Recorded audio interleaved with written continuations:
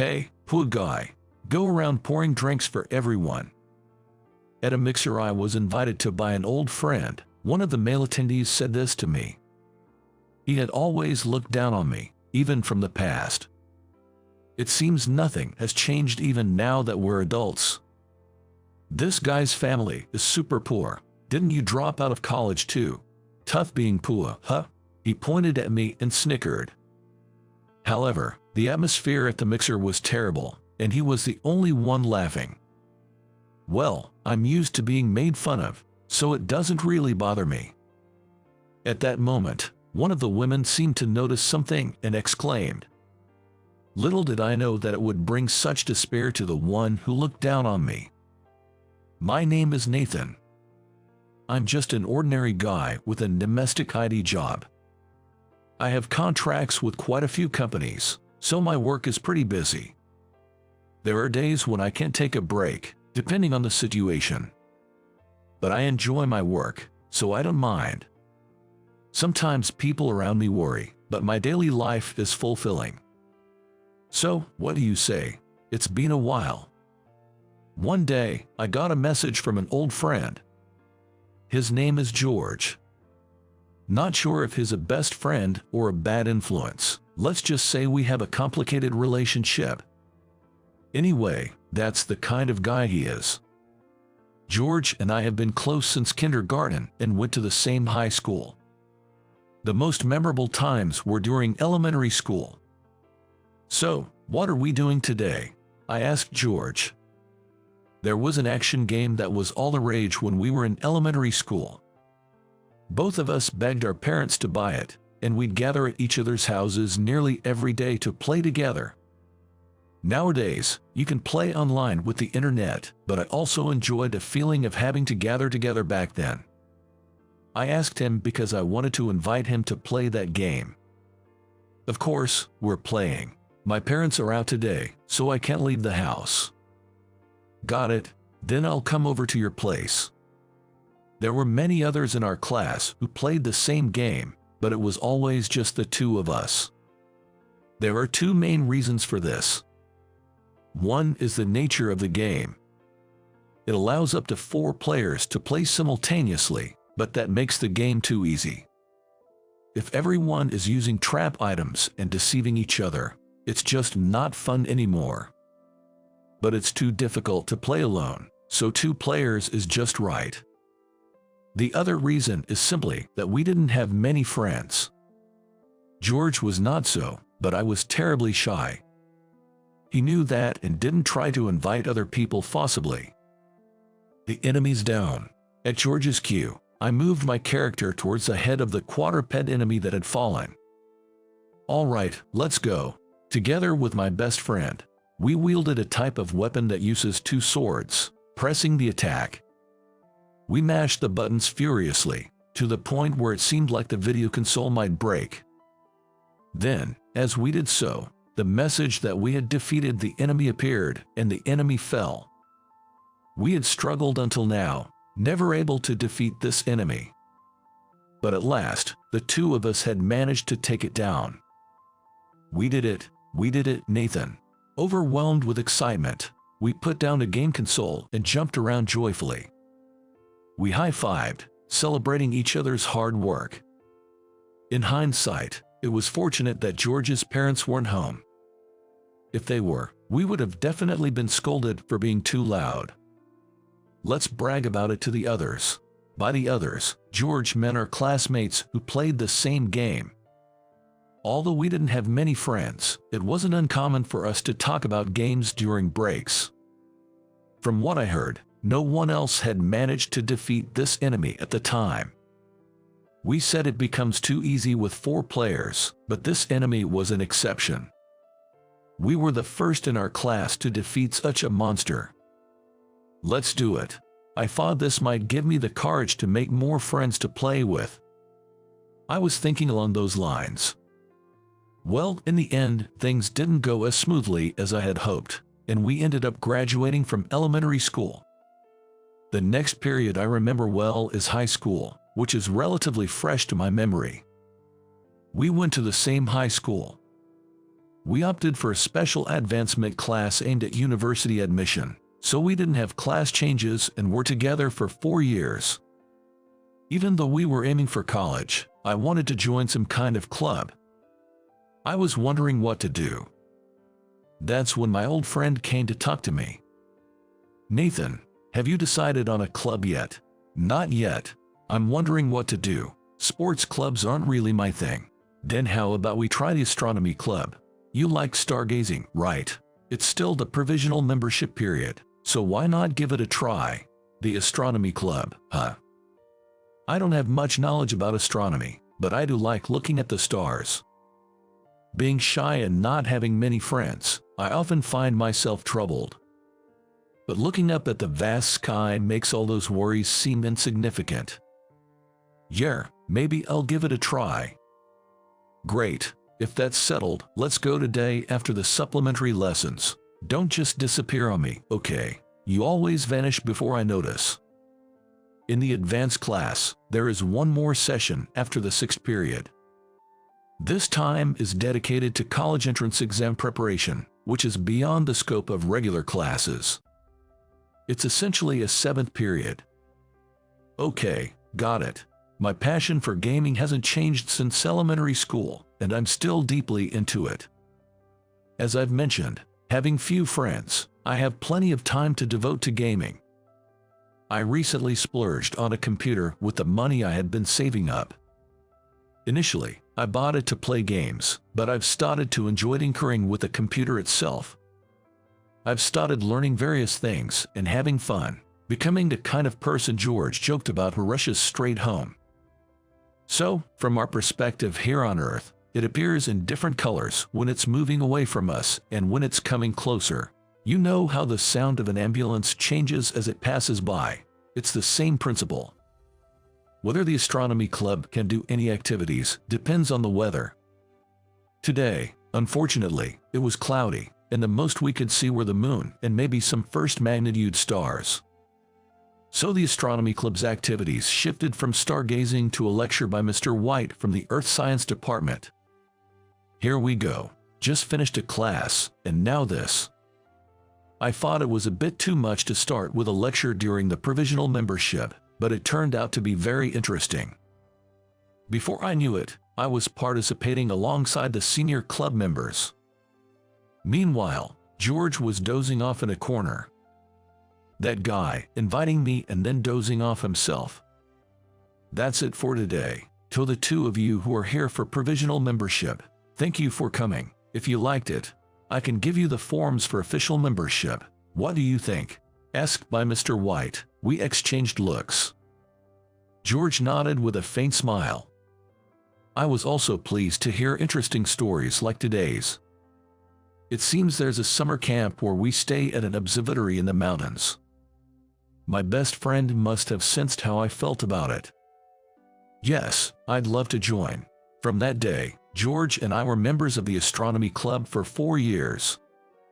I had to sacrifice some of my computer tinkering time, but I'm grateful for the fulfilling experiences his invitation brought.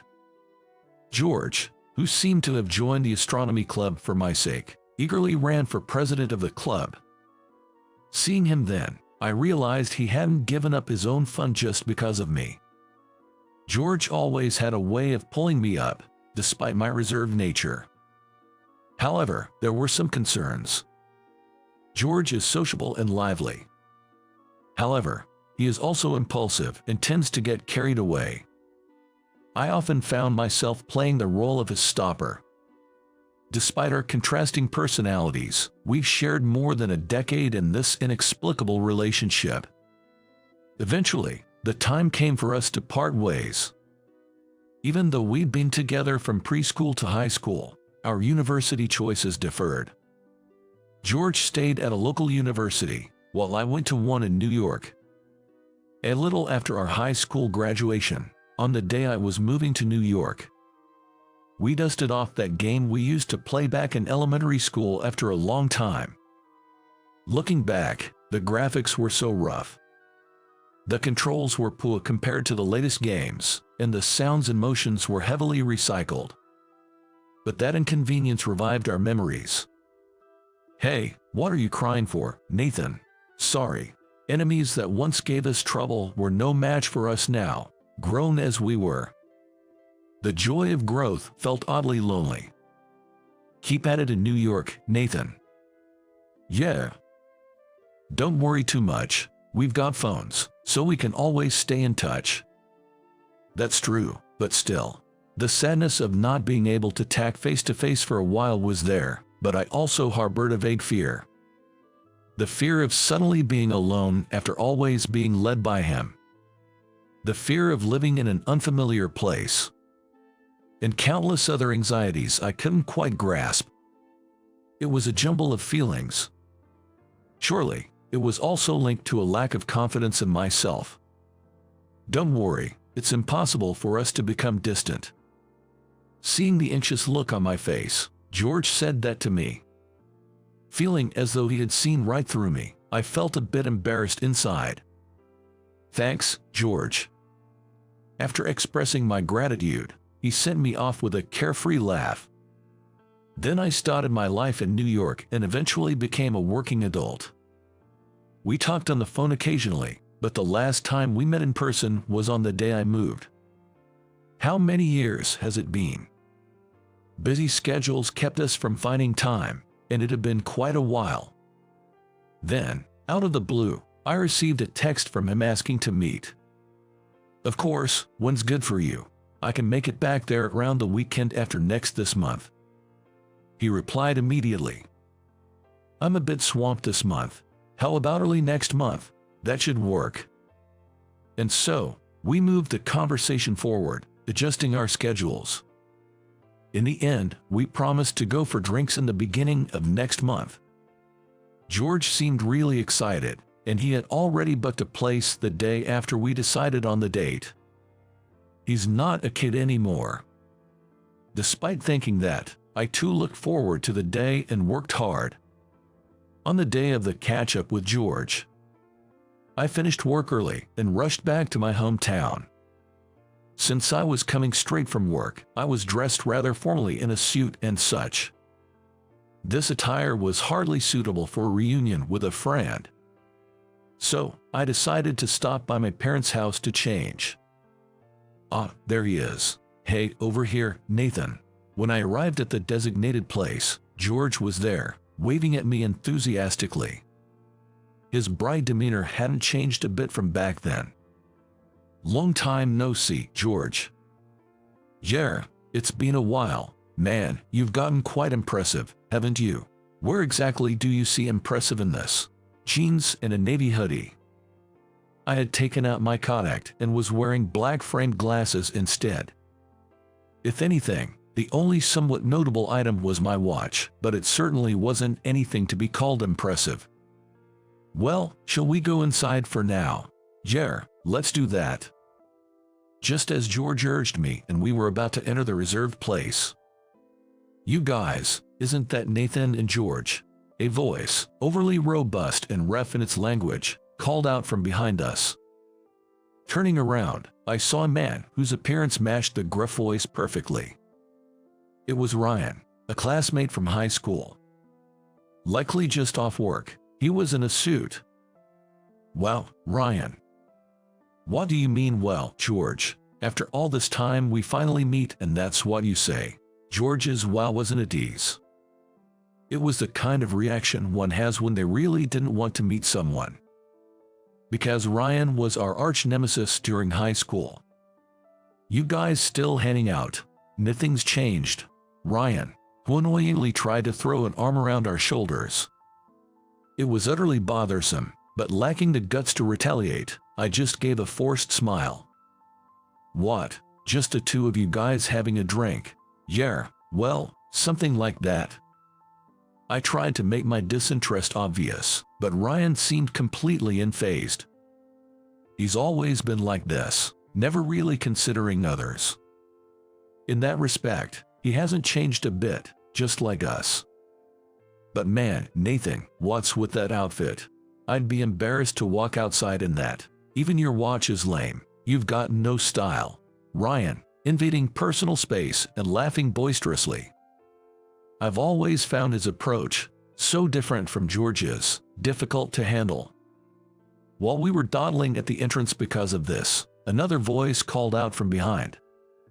This time, it was a calm, elegant, yet lively female voice. George. Reacting to the voice calling George, I also turned around. The owner of the voice was an energetic-looking woman, with another woman on each side of her. Do we know them? I wondered. With that question in mind, I looked at George, who confessed in a whisper, audible only to me. Actually, I thought I'd set up a mixer for you, since you don't have a girlfriend. But George's consideration was in vain, as Ryan overheard him. A mixer. Looks like we're short on guys. Can't be helped, I'll join in too, that's cool, right? With a voice that seemed more agreeable than his earlier demeanor, Ryan asked the two women for permission. Frustratingly, he is handsome and well-dressed. The woman in the middle exchanged looks with the other two and replied, of course. This is going to be troublesome, I thought, watching the group enter the restaurant. Ryan led the way, followed by the two women. Left outside were George, me, and the woman who seemed to be organizing the event on their side. My name is Mia. I look forward to spending time with you today, she said. She was an old acquaintance of George and was invited today because of that connection. Her silky long black hair was attractive, and her refined gestures were memorable. She was astonishingly beautiful, with a slender figure. Suddenly greeted by such a person, I was flustered. I'm Nathan. Nice to meet you. When I introduced myself, Mia's eyes widened slightly. Wondering what that meant, I hesitated to ask while gauging her expression. Seeing me like this, George was grinning. Let's head inside, shall we? Yeah, let's do that. Encouraged by Mia, the three of us headed inside. Once seated, we started with introductions. I'm Mia, a senior in college, still a student, but please be kind to me. I was surprised by her introduction. A college student with such composure and grace. Truly surprising. Following her, the other two women introduced themselves. The person in the middle was a lively woman with a short haircut. She was the woman who had called out to George in front of the restaurant. The other was a petite woman with light brown bobbed hair. They were all classmates from the same university. All three had job offers and were just finishing their thesis papers. The conversation warmed up a bit with talk about university. Despite being completely different types, they seemed to get along very well. Now it's your turn. Me, really? Suddenly singled out by George, I got flustered again. The tension had been continuous. I'm Nathan. Nice to meet you. After my mumbled introduction, Ryan burst out laughing before saying, You're too gloomy. He probably thought it was a comedic jab, but his voice was too loud. Does he not realize this is a public place? I'm Ryan. Might not look it, but I graduated from a state university. Now I work in IT. Planning to start my own business eventually. Nice to meet you all. He was putting on the same act in front of the women as before, making me want to say, who are you trying to impress? Last up is me, George. After university, I took over the family business and am self-employed. Actually, we are high school classmates. After the men's introductions, the first round of drinks we ordered arrived. George, the organizer on our side, said a few words, and we all toasted. Even then, I was still nervous. As the food arrived, the conversation grew more lively. The thing is, Mia is really beautiful, right? So we kept telling her to go for it, and we got her to participate in the university's beauty pageant. The woman with the short haircut spoke brightly about Mia. Mia herself did not interrupt the story but sat quietly, looking embarrassed. And then, surprise, she made it quite far in the competition. That's impressive. Perhaps due to the alcohol, Ryan's voice was louder than before. It seems he has given up on pretending to be someone he's not. Even though we were in a private room, I was concerned about the noise, wishing Ryan would lower his voice, but he seemed not to care at all. That's why Mia is our pride. Please, stop it already. Mia finally spoke up, still looking embarrassed. Gradually, she began to share her own stories. The girl on the side is great at studying and has really good grades. And the one here is skilled at cooking and always brings delicious homemade lunches. The women praised each other wholeheartedly. Their bond didn't seem fabricated at all. It was clear they truly had a strong friendship, which was admirable. This restaurant is part of a chain known by a luxury cuisine and is known for its delicious food. I had researched in advance and knew it wasn't the kind of place two guys would typically go to. George likes Western food, so it was an unusual choice for him, and I had wondered about it. Little did I know it was for a mixer. If only he had told me in advance, I would have dressed better. Only the best students, including myself, went to the state university. I, being shy, was enjoying the food on my own. Contrary to me, Ryan was smoothly chatting with the women. His conversation was awful, filled with nothing but boasts about his academic credentials, the brands he wore, and how much his possessions cost. That's why I'm trusted and respected by my superiors at work. Haha, is that so? From their tone, it seemed the women might be getting fed up. Looking at their faces confirmed it. All three appeared strained. No surprise there.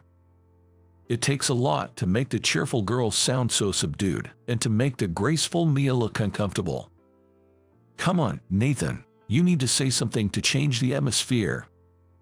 George, sitting next to me, nudged me with his elbow and whispered. Focused on my food, I hadn't really been following the conversation. As I pondered what to do, I came to the conclusion, maybe this is actually okay. The point was to interrupt Ryan's bragging, so the more I ignored the current conversation, the better. This is really good. Hesitant to raise my voice like Ryan, I spoke to Mia, who was sitting across from me. It was creamy veal stew with veal stock, sweetbreads, and shavings of black truffle. Everything I'd eaten was delicious, but this stew was exceptional. Hey, Nathan, what are you doing recommending such a high-calorie dish to a lady? What kind of sense do you have? Ryan noticed my attempt to engage Mia and immediately jumped in.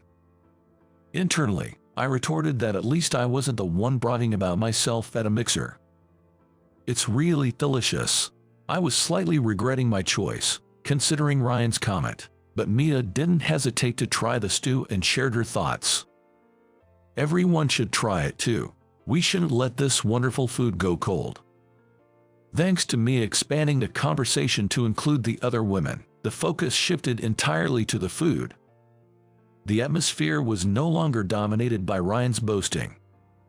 Suddenly, Mia and I made eye contact. Without anyone noticing, she smiled at me.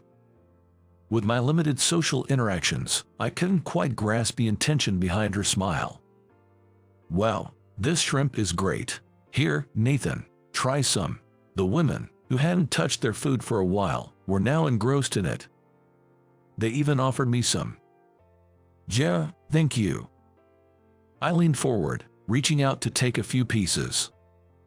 At that moment, I felt Ryan's gaze on me, filled with what seemed like hatred.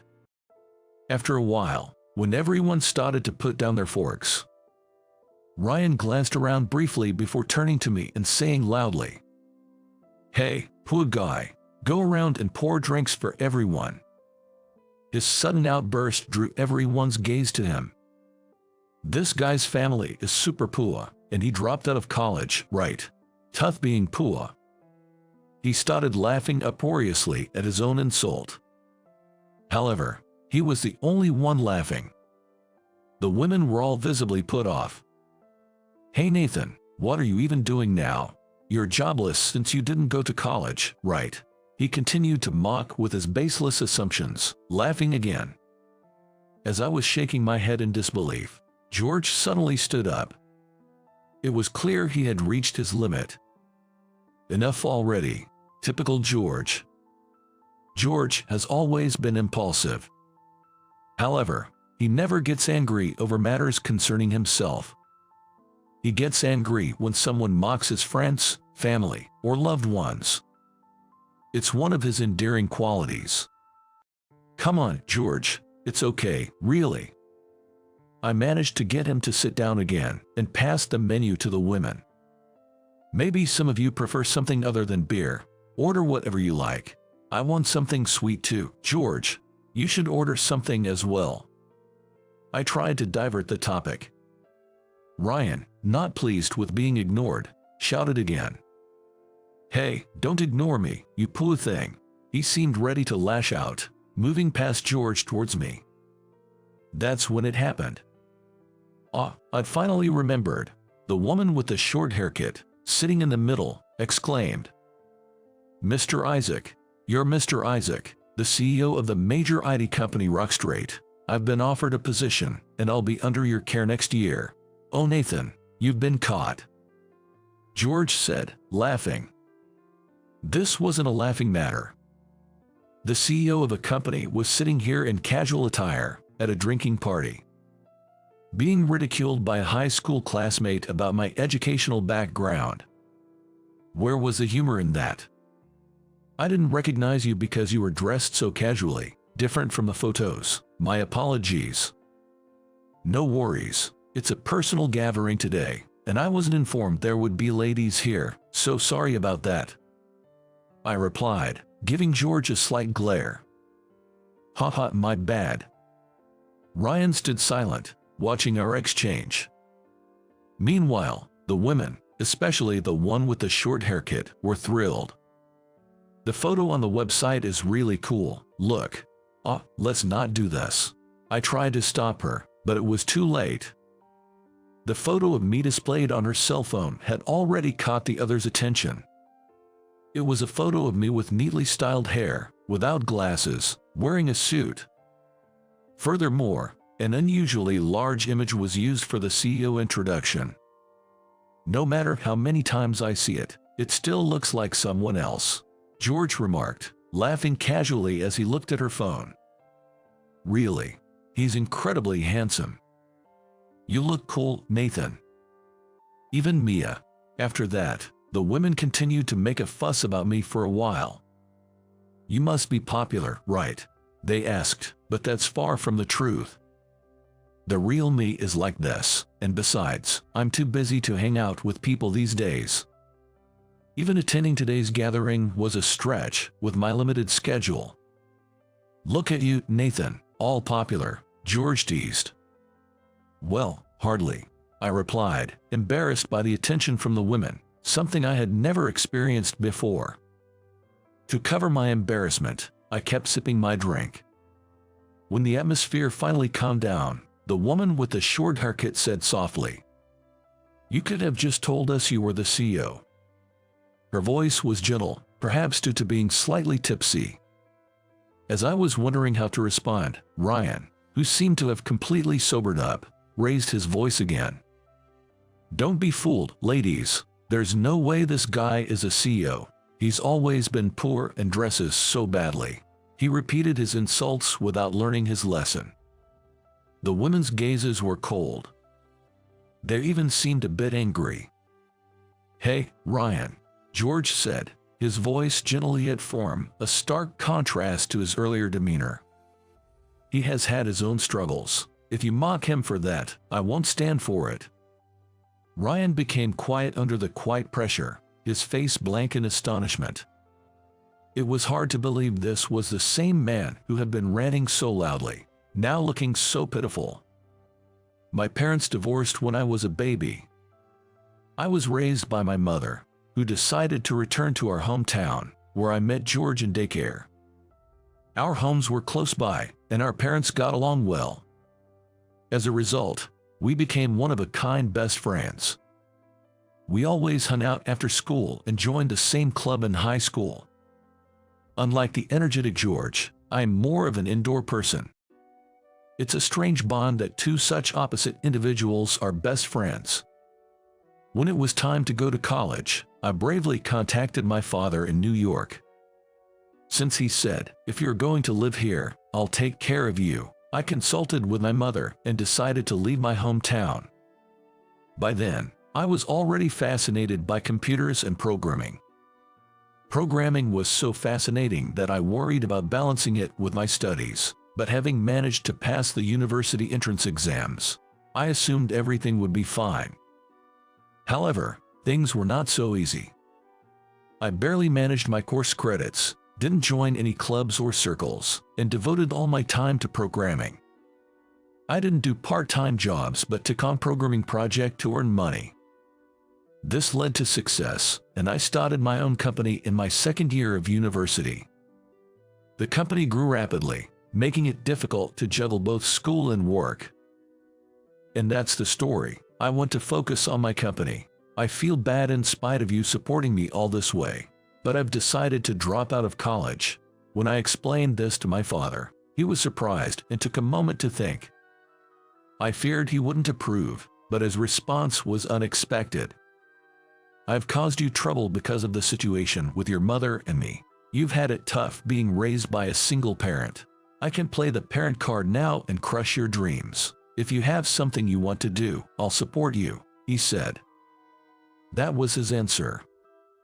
It was an answer I hadn't anticipated, and I almost felt like crying.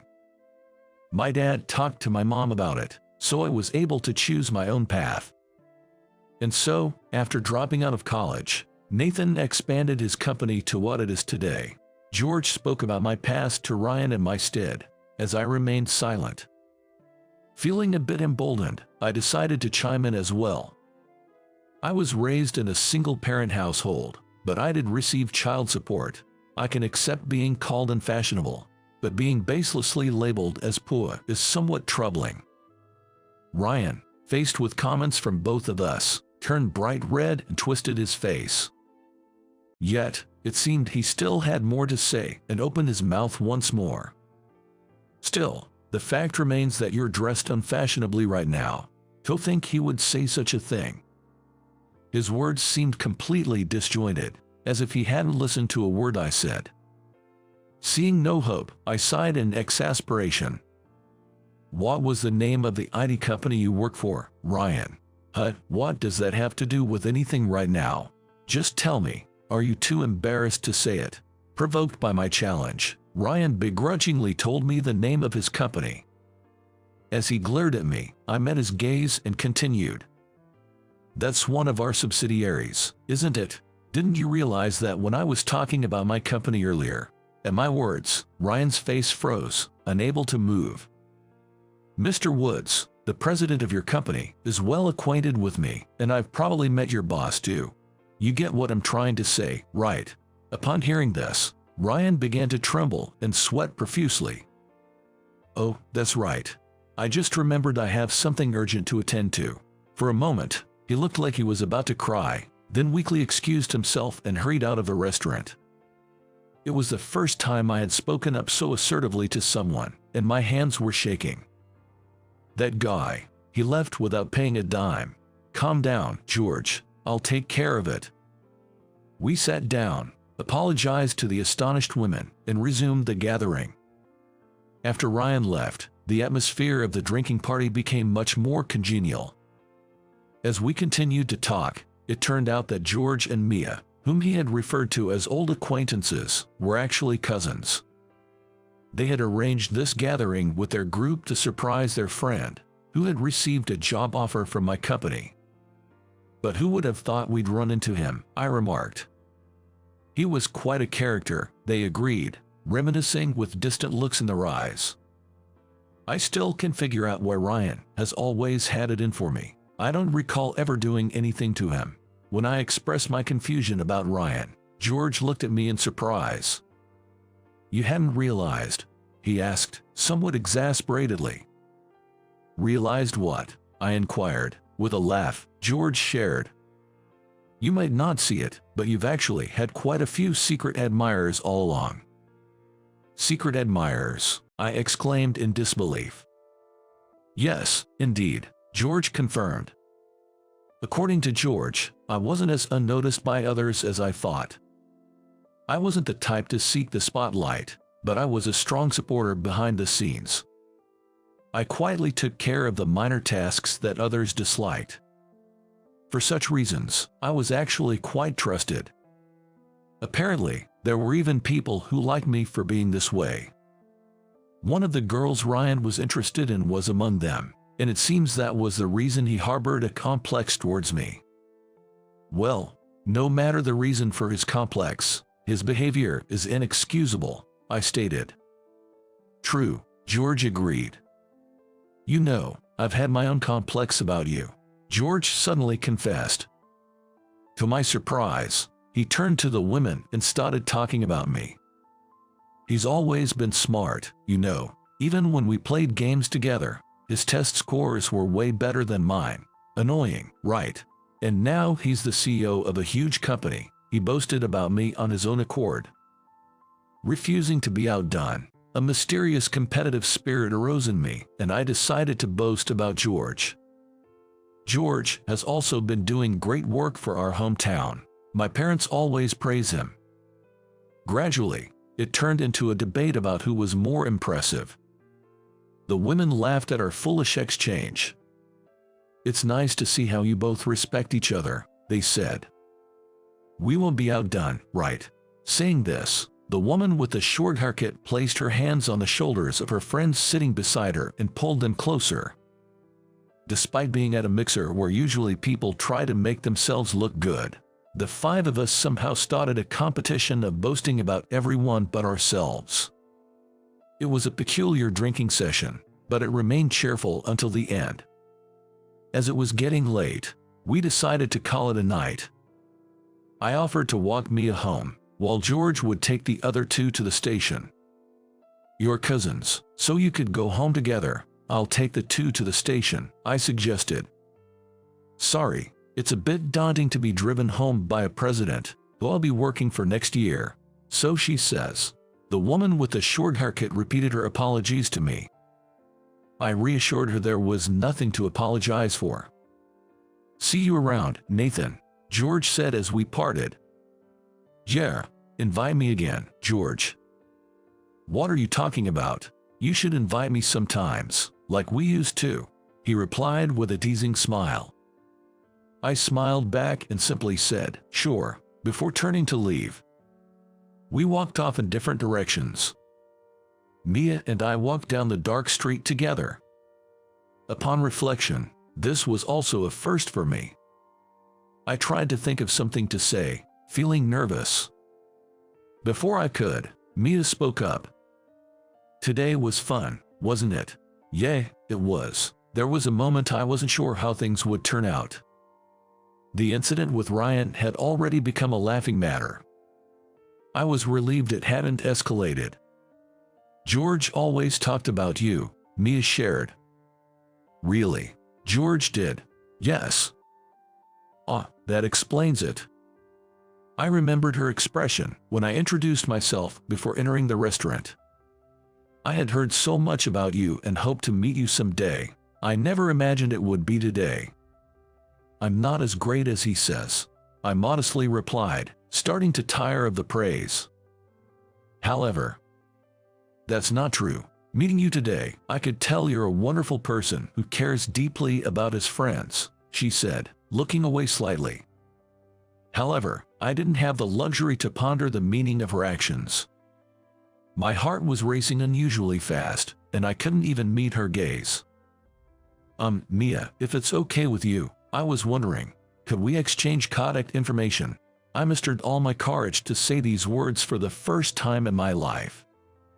I probably looked pathetic and shaky. Yet, she looked at me and smiled, saying, I'd be glad to. For someone like me, who rarely takes the initiative in social interactions outside of work, this moment felt like a miracle among miracles. A connection had been made. Let's cherish it, never allowing it to break. Since that day, the frequency of my visits back home has skyrocketed. It's to see Mia. George would say, what's this? You guys aren't officially an item yet. I, for my part, want to take things slow and not rush our relationship. Apparently, George is more anxious about it than we are, given how slowly I'm taking things. Ryan's name has somehow disappeared from the subsidiary's organizational chart. Rumor has it he did something major and resigned. Considering the issue hasn't reached me, it probably wasn't that significant. I asked George, and he mentioned that Ryan hasn't been seen around town lately. Where he is and what he's doing now, I have no idea. But well, he's probably getting by in his usual way, wherever he is. One day, back in my hometown, I was at a bar with George, just the two of us drinking. We chatted about recent events and various other things, with no particular focus. Especially about my relationship with Mia. He was persistent in asking for updates. But well, this kind of easygoing relationship is comforting.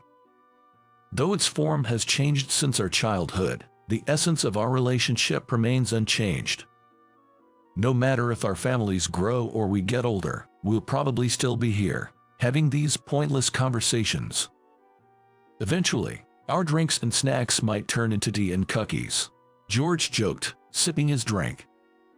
Hey, how many decades into the future are you talking? We laughed together at that. Even if I have few friends, having someone like George makes life enjoyable. Having a best friend is as good as having family. Sipping my drink, I was reminded of this once again.